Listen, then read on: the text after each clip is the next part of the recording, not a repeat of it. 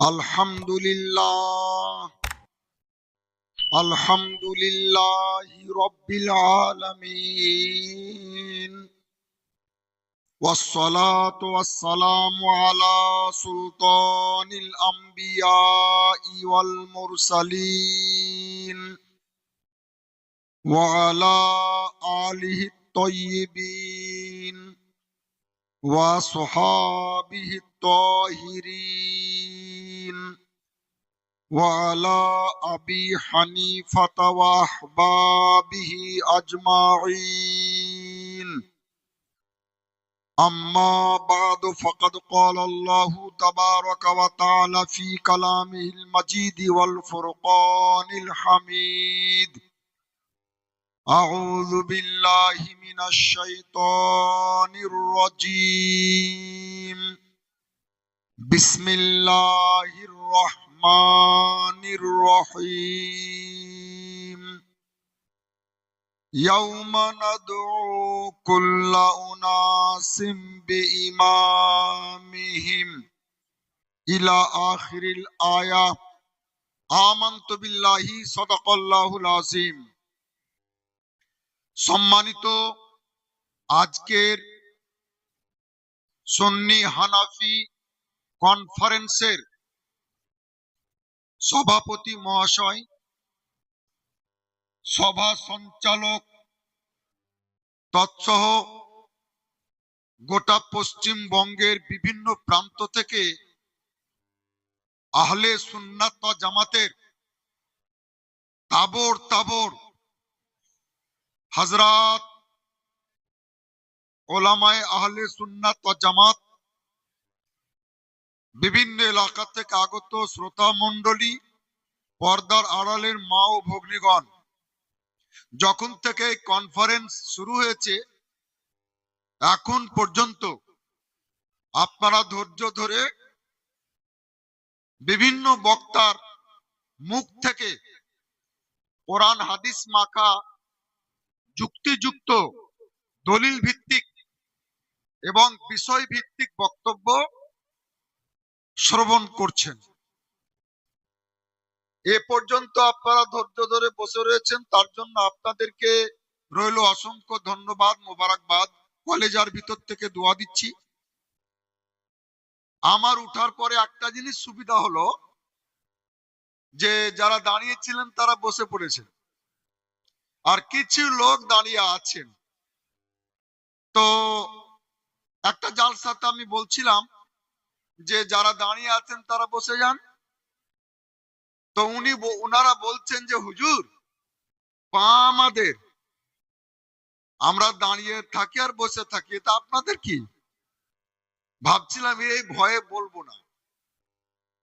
এরা বলতেই পারে যে পা আমাদের, পা নিজের পা লম্বা করে রাখি আর জড়ো করে রাখি, এটা আমার ব্যাপার, ব্যক্তিগত ব্যাপার। তো যাক, আলহামদুলিল্লাহ অনেকে বসে গেছেন।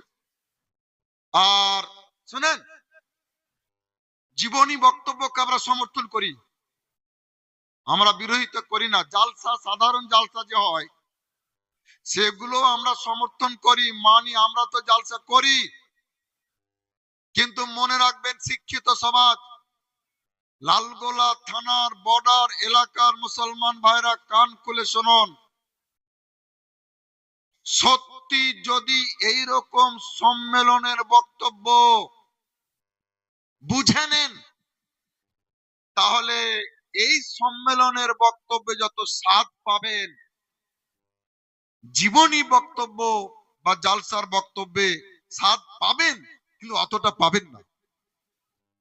বিষয় ভিত্তিক আলোচনা বেঁধে দেওয়া হয়েছে। আমার পরে পরে সিনিয়র যারা পশ্চিমবঙ্গের মুনাজির, ফকিহ, মুহাদ্দিস, তারা আসবেন, বিশ্রাম নিচ্ছেন। একটা বক্তা যদি মনে করেন যে কথা বাড়াতে পারেন, আবার যদি মনে করেন কথাকে সংক্ষিপ্ত করব, তাও করতে পারেন। আমাদের বক্তব্য বেশিরভাগ নন স্টপেজ হয়, ঠিক আছে? নন স্টপেজ, কিছু যুক্তিযুক্ত সংক্ষিপ্ত বক্তব্য আমি তুলে ধরার চেষ্টা করব। যদি আমাদের আওয়াজ একটু বসা বসা মনে হয়, তাহলে এটা মেনে নিবেন। তার কারণ হলো পশ্চিমবঙ্গের বিখ্যাত মুনাজির, মুহাদ্দিস, ফকি, মুজাহিদ, মুফতি জুবাইর হোসেন মুজাদ্দেদি রিজভী মাদ্দাজিলুল আলীর আব্বাজান গত মঙ্গলবার দিবাগত রাতে 3:30টার সময়তে ইন্তেকাল করেছেন। দুঃখ ভরা মন থাকলে, ক্রন্দন ভরা যে দেহ, যে মুখ, যে গলা, সেটা একটু বসা বসা মনে হবে। আর সেই রাতেই এশার ওয়াক্তে আজানের সময় 7:15 90 বছরের আমার গর্ভধারিণী জননী মা, তিনিও ইন্তেকাল করেছেন। রাত একই, প্রথম রাতে আমার মা, শেষ রাতের দিকে ওনার আব্বা। সুতরাং 4-5 দিন থেকে ভারাক্রান্ত মন নিয়ে আছি। এখন কমিটির পক্ষ থেকে, কনফারেন্সের পক্ষ থেকে আমার বিষয় হচ্ছে যে মুসলমানেরা মাযহাব মানবে কেন, মুসলমানেরা ইমাম মানবে কেন, এই বিষয় ভিত্তিক আলোচনা রাখার প্রয়োজন কেন হলো। তবুও সভা সঞ্চালক বলে দিয়েছেন, মুনাজির আহলে সুন্নাত মুফতি আলী হোসেন কাদরি হাফেজাহুল্লাহ, যে বর্তমান যুগে দেশে বিদেশে সোশ্যাল মিডিয়ায়, বিশেষ করে ইউটিউবে, ফেসবুকে কিছু মানুষ পৃথিবীর মুসলমানদেরকে এই বলে বিভ্রান্ত করছে যে কোরআন হাদিস থাকতে মাযহাব মানবো কেন। কিছু লোক এই ধরনের কথা বলে শান্ত পরিবেশকে অশান্ত করার চেষ্টা করছে। কিছু মানুষকে টুপি পরাবার চেষ্টা করছে, পানি পড়া দিয়ে সরল প্রাণ মানুষকে বিভ্রান্ত করার চেষ্টা করছে। গ্রামে গ্রামে, শহরে শহরে ফিতনা ফাসাদ সৃষ্টি করছে যে কোরআন আছে, হাদিস আছে, আল্লাহ আছেন, আল্লাহ রসুল আছেন, তাহলে আমরা ইমাম মানবো কেন, মাযহাব মানবো কেন? তো কেনতে জিজ্ঞাসা চিহ্ন দেওয়া আছে। উত্তরটা যতটা পারি আমি দেওয়ার চেষ্টা করব। কথা বুঝতে কি কোনো অসুবিধা হচ্ছে? আর এই বিষয়টা বলতে আমি interested, I am interested in this matter, but very interested. এই বিষয়টা নিয়ে আমি আলোচনা করতে খুব ভালোবাসি, ইন্টারেস্টেড। তার কারণ হয়তো আপনারা সবাই জানেন না, ওলামা ইকরাম অনেকেই জানেন, আমার পুরো বংশ আহলে হাদিস, যারা নিজেদেরকে আহলে হাদিস বলে, সেই বংশের লোক আমি। আমার যে বাপ দাদাদের গ্রাম ছিল সেটা লালগোলা থেকে রঘুনাথগঞ্জ যেতে যে কৃষ্ণশাল গ্রাম পড়ে, যার মাথার উপর দিয়ে এসছি, যার বুকের উপর দিয়ে যাব, ওই কৃষ্ণশাল চাঁদপুর পুরো এলাকা গায়ের মুকাল্লিদ, লামাজাবি বা তথাকথিত আহলে হাদিস, ওই বংশের সন্তান আমি, ওই বংশের ছেলে। তারা আফসোস করেছে, দুঃখ করেছে, আর বলেছে যে আমাদের ইস্পাতে হানাফিদের অস্ত্র তৈরি, এই মন্তব্য করেছে তারা। তো কাজে বিষয়টি আমি উপলব্ধি করেছি যে পৃথিবীর বুকে, মনে রাখবেন, স্বীকৃত মাযহাব, লিগাল মাযহাব, বৈধ মাযহাব হচ্ছে 4টি: হানাফি, শাফি, মালিকি এবং হাম্বলি। এই 4টা মাযহাব হচ্ছে লিগাল মাযহাব, স্বীকৃত মাযহাব। বৈধ মাযহাব তাম পৃথিবীর সমস্ত ওলামা এই চারটা মাযহাবকে সঠিক বলে সমর্থন করেছেন।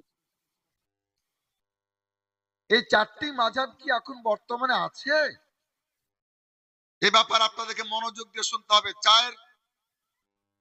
চাওয়ালা ভাইকে বলছে আপনি একটু ডিস্টার্ব না করে বাইরে যান, ঠিক আছে? খুব জরুরি কথা আলোচনা হচ্ছে। এই চারটা মাযহাব চিরদিন থাকবে এটা কোনো জরুরি না। এখানে অনেক ওলামা ইকরাম বসে রয়েছে, মাশাআল্লাহ। আমি একবার গিয়েছিলাম একটা গ্রাম বান্দার ঝুল্লা, ওটা নেপালের ধারে, নেপালের পাশে গ্রাম, একটা জালসা করতে। তো মাঠে গিয়ে আমাকে দেখালো গ্রামবাসী যে ছোট ছোট নদী, নদীর বাচ্চা। আমি বললাম এইগুলি কি?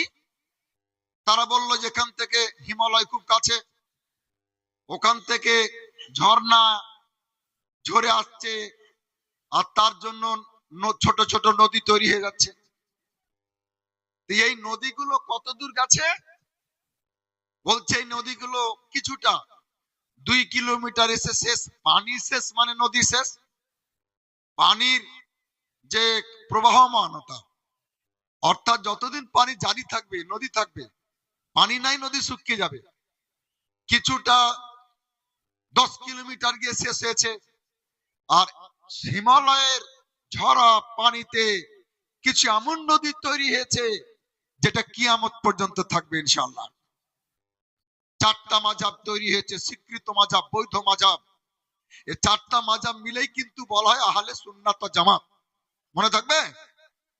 চারটা মাযহাব মিলেই কিন্তু আহলে সুন্নাত ওয়াল জামাত। যদি চার মাযহাবের অনুসারীরা চার মাযহাবের নিজের নিজের মাযহাবের আকীদা আমল ঠিক রাখে তবেই। আর যদি নাম রাখে একটার কাম করে আরেকটা, তাহলে কিন্তু মাযহাবের উপরে থাকবে না আইনত। তো মালিকি মাযহাব সত্য সঠিক, কিন্তু কিছু দূর এসে তার সমর্থক আর পাওয়া যায়নি, ওই মাযহাব স্টপ হয়ে গেছে মাঝপথে। হাম্বলি মাযহাব, যে মাযহাবের অনুসারী ছিলেন বিশ্বের পীরের পীর, বড় পীর হুজুর গাউসে আজম আব্দুল কাদের জিলানী রাদিয়াল্লাহু তাআলা আনহু, তিনি এই কথা বলেছিলেন যে এই মাযহাবের তুলনামূলক অনুসারী কম, এই মাযহাবটাকে একটু উঠাবার জন্য, উজালা করার জন্য আমি মাযহাবকে অবলম্বন করেছি।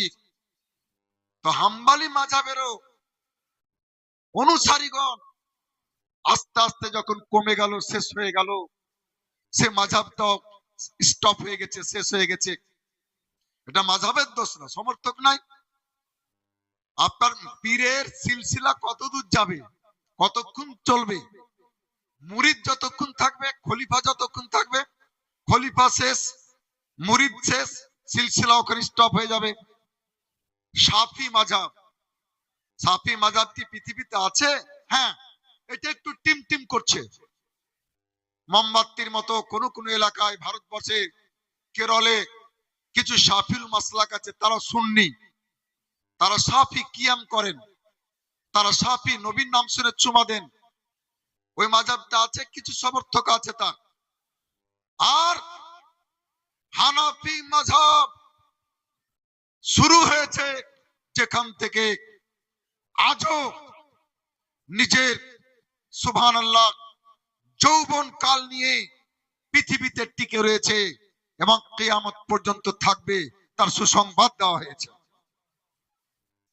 হানাফি মাযহাব বর্তমানে পৃথিবীর 85% মানুষ, সুবহানাল্লাহ বলা যাবে না? তাও ফিরে তো আসতে বললেন। আগের সুবহানাল্লাহ হয়েছিল জালসার মতো, আর এটা কনফারেন্স, সম্মেলন। এই মাযহাব কিয়ামত পর্যন্ত চলবে। এই মাযহাবটা হচ্ছে মাযহাবুল আউলিয়া, আউলিয়াদের মাযহাব। তো মাযহাব সম্বন্ধে যাদের ধারণা নাই, তারা বলছে মাযহাব মানবো কেন, ইমাম মানবো কেন?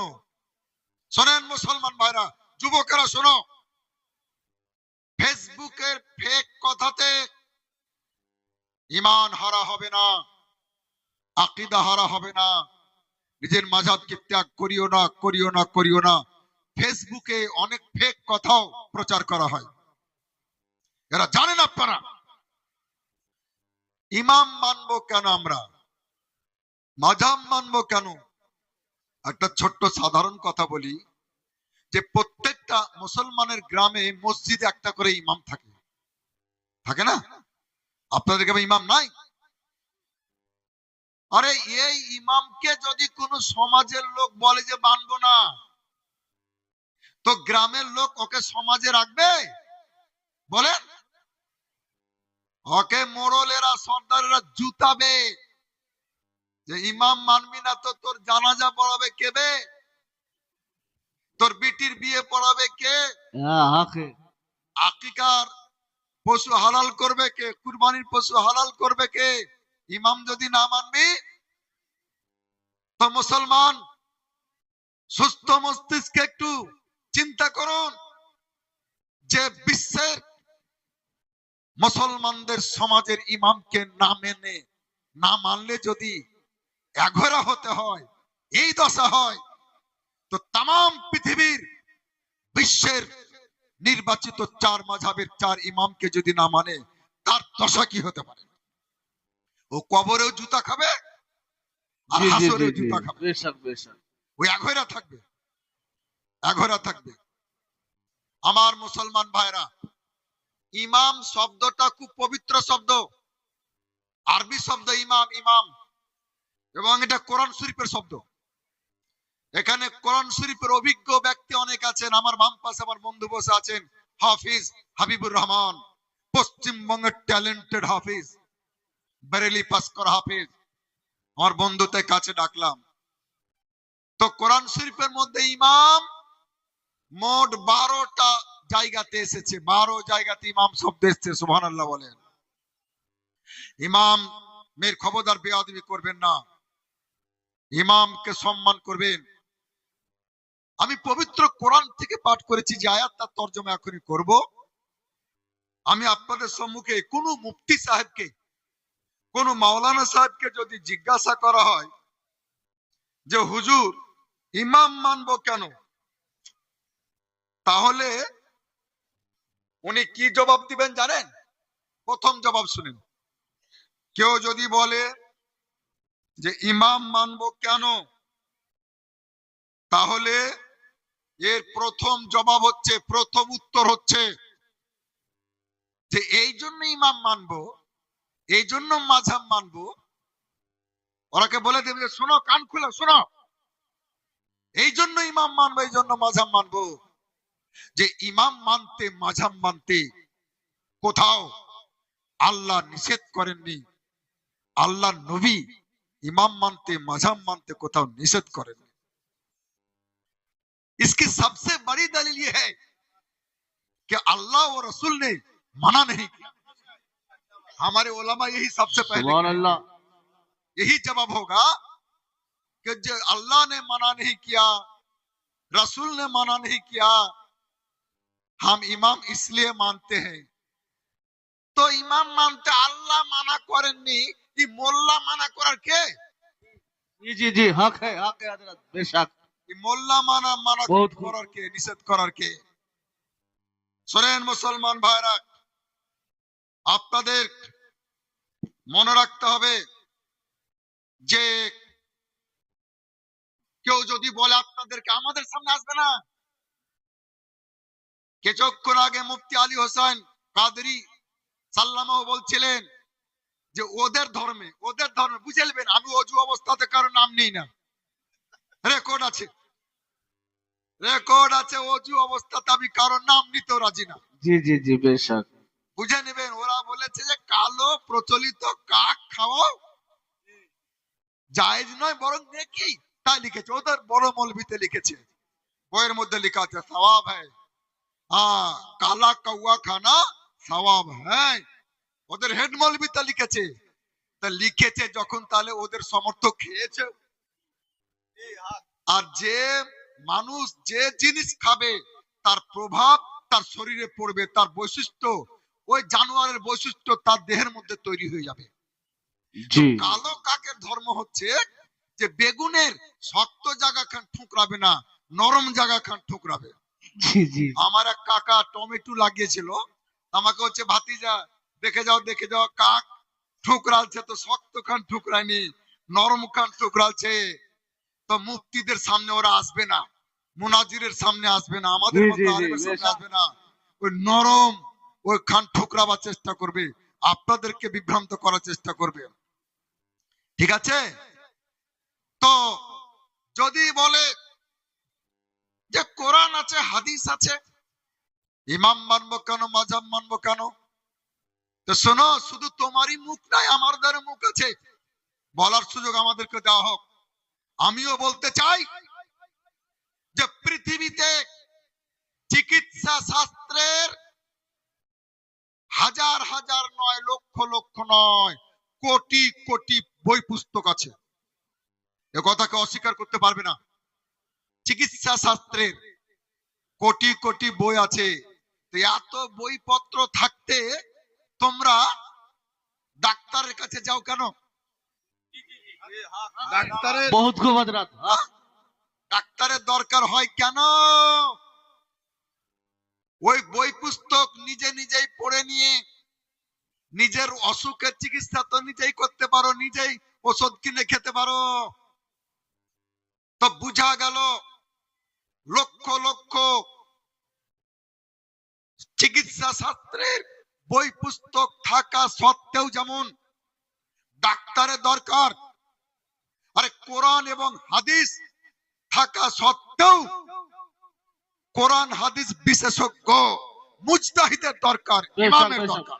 नाराए तकबीर नाराए तकबीर नारे रिसालत मसला के आला हजरत फाकी है बंगल नाराए तकबीर बेशक তরুণেরা শোনো, যুবকেরা শোনো, মুসলমানেরা শোনেন, কেউ যদি বলে কোরআন আমাদের জন্য যথেষ্ট, হাদিস যথেষ্ট, আবার ইমাম কেন মানবো, মাযহাব কেন মানতে হবে, ওদের বলে দিবেন, ওদেরকে বলে দিবেন যে শোনো, ভারতবর্ষের কথাই বলছি, আইনের শত শত নয়, হাজার হাজার বই পুস্তক আছে ভারতীয় আইনের। আমি একবার লালবাগ গিয়েছিলাম একটা উকিলের কাছে, তো তার ঘরে দেখছি বাপ রে বাপ, এত কিতাব, এত বইপত্র। উকিলের ঘরে গিয়ে দেখবেন, লয়ারের ঘরে দেখবেন, অ্যাডভোকেটের ঘরে দেখবেন।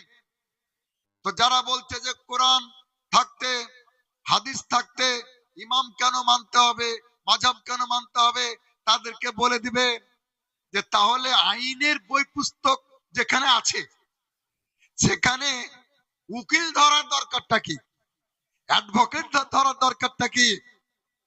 ওই বইগালা নিজে নিজে পড়ে নিজে নিজেই তো কেসে মুকদ্দমাতে লড়াই করতে পারো কোর্টে গিয়ে, কিন্তু না, হাজার হাজার লক্ষ লক্ষ আইন শাস্ত্রের বই পুস্তক থাকা সত্ত্বেও যেমন উকিলের প্রয়োজন, যেমন অ্যাডভোকেটের প্রয়োজন, তদ্রূপ কোরআন এবং হাদিস থাকা সত্ত্বেও এই কোরআন হাদিস বিশেষজ্ঞ ইমামের দরকার, মুজতাহিদের দরকার মুসলমানদের।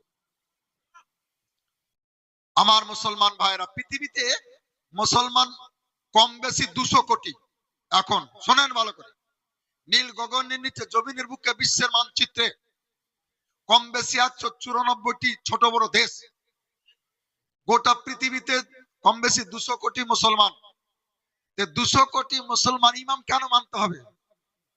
ইমাম যে মানতে হবে কথা পবিত্র কোরআনে লেখা আছে, মুজতাহিদকে মানতে হবে কথা পবিত্র কোরআনে লেখা আছে।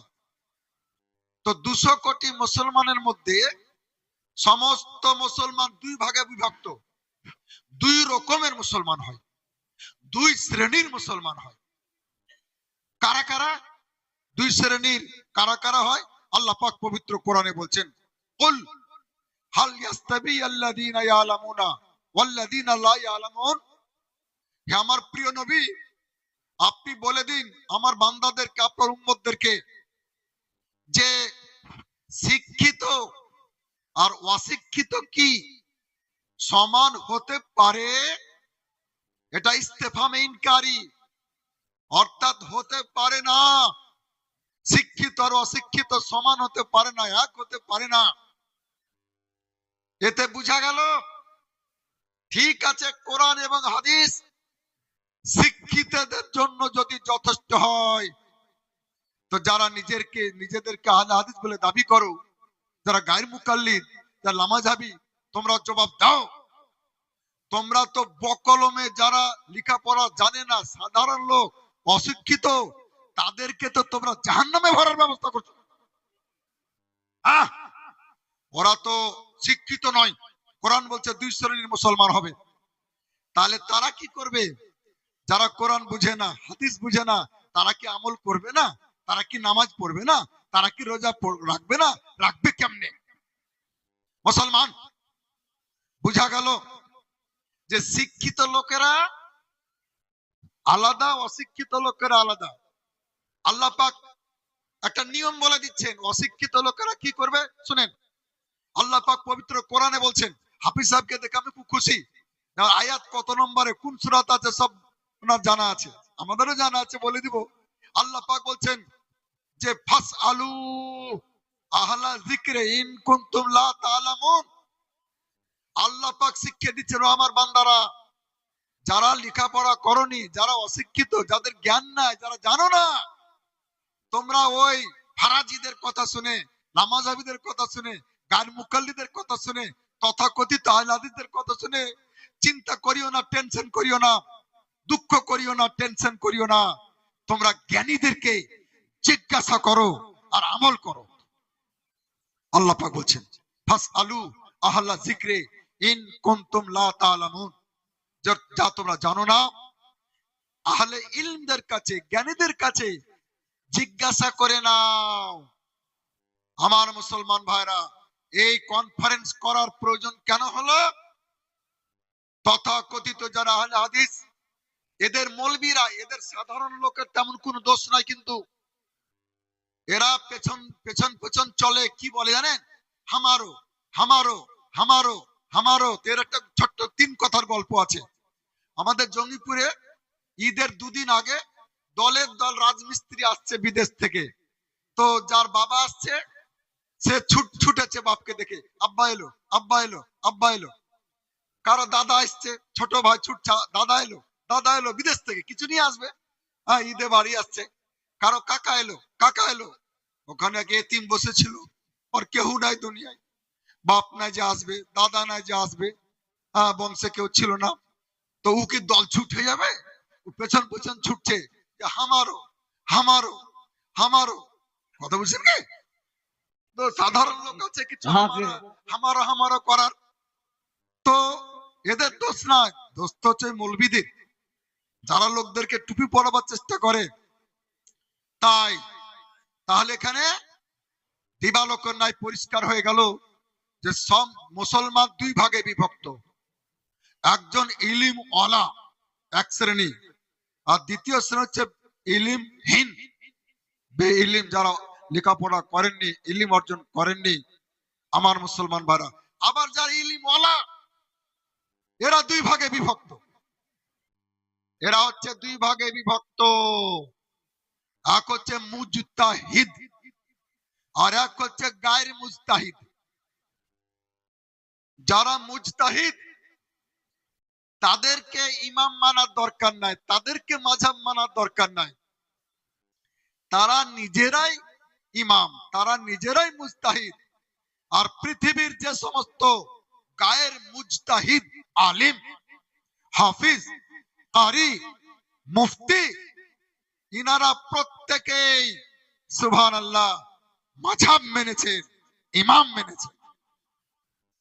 একটা আপনাদের মুখস্থ রাখার মতো কথা বলে দিই, যদি বাংলাদেশের বা ভারতবর্ষের মুর্শিদাবাদের কোন মৌলবি বলে আপনাদেরকে যে তোমরা মাযহাব মানছো কেন, তোমরা ইমাম মানছো কেন, একটা যে কথা আপনাদের মনে থাকবে, ধরে রাখতে পারবেন, বলতে পারবেন, এটা শিখিয়ে দিচ্ছি। সব সময় তো কাছে মাওলানা থাকবে না, আলেম থাকবেন না। তখন বলবেন যে তোমরা কি বড় পীর সাহেব থেকে বড় হয়ে গেছো? বড় পীর সাহেব মাযহাব মেনেছেন, ইমাম মেনেছেন, তিনি গায়ের মুকাল্লিদ ছিলেন না, তিনি মুকাল্লিদ ছিলেন। বড় পীর সাহেব লামাঝাবি ছিলেন না, बहुत खूब बेशक। তিনি মাঝাবি ছিলেন। ইমামে রব্বানি মুজাদ্দিদ আল পেসানি রাদিয়াল্লাহু তাআলা আনহু তিনি মাঝাব মেনেছেন, ইমাম মেনেছেন। তোমরা কি উনার চাইতে বড় হয়ে গেছো না বেশি বুঝে গেছো? जी ইমামে রব্বানি গায়ের মুকাল্লিদ ছিলেন না, তিনি মুকাল্লিদ ছিলেন। তিনি লামাঝাবি ছিলেন না, তিনি মাঝাবি ছিলেন, ইমামই ছিলেন। ওদেরকে ধরবেন আর বলবেন তেরে কতি যাচ্ছিস শোন, এখানে আয়। হিন্দাল ওয়ালি গরিব নওয়াজ হযরত খ্বাজা মুঈনুদ্দিন চিশতি আজমেরি हाँ हाँ बेशक। তিনি মাঝাব মেনেছেন, जी তিনি ইমাম মেনেছেন। हक है। তিনি গায়ের মুকাল্লিদ ছিলেন না, তিনি লামাঝাবি ছিলেন না। তো উনার চাইতে কি তোমরা বেশি বুঝে গেছো কোরআন হাদিস? ওনার চাইতে তোমাদের বেশি জ্ঞান হয়ে গেছে?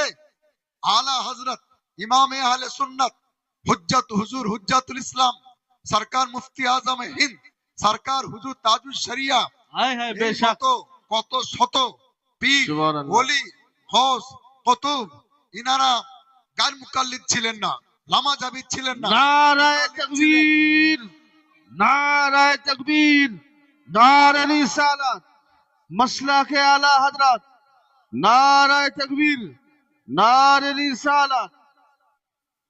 সুবহান মাশাআল্লাহ। আচ্ছা, আগে আগে চলে আসুন, আপনারা এগিয়ে গিয়ে চলে আসুন। এবার আলহামদুলিল্লাহ এই সভা আগে থেকেই নূরে ভরপুর ছিল, এবার হয়ে গেল নুরুন আলা নূর। অর্থাৎ আজকের जी जी जी সুন্নি হানাফি ঐতিহ্যবাহী ঐতিহাসিক দ্বিতীয় বার্ষিকী কনফারেন্সের মাননীয় সভাপতি পীরে তরিকত রাহবার শরিয়ত হযরত মাওলানা বদরুল ইসলাম মুজাদ্দিদি সাহেব মাদ্দাজিলুল আলী তিনি মঞ্চে এসে উপস্থিত।